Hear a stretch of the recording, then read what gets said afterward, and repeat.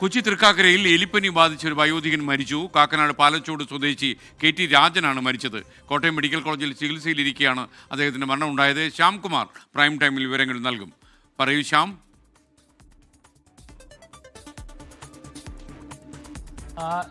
ഇന്ന് എറണാകുളം ജില്ലയിൽ ഉണ്ടാകുന്ന രണ്ടാമത്തെ എലിപ്പനി മരണമാണ് ഇപ്പോൾ ഉണ്ടായിരിക്കുന്നത്.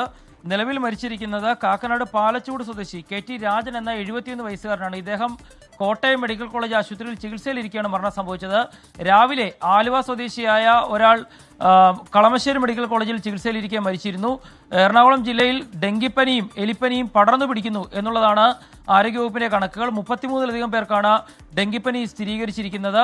എലിപ്പനി സ്ഥിരീകരിച്ചത് ഇപ്പോൾ 8ലധികം പേർക്കാണ്. ഏതായാലും അതിൽ 2 പേരാണ് ഇപ്പോൾ ദൗർഭാഗ്യവശാൽ മരണപ്പെടുകയും ചെയ്തിരിക്കുന്നത്. വലിയ തോതിൽ പകർച്ചവ്യാധികൾ എറണാകുളം ജില്ലയിൽ മഴക്കാലത്തോടനുബന്ധിച്ച് പടർന്നു പിടിക്കുന്നു എന്നാണ് ആരോഗ്യവകുപ്പിന്റെ കണക്കുകൾ വ്യക്തമാക്കുന്നത്. SKN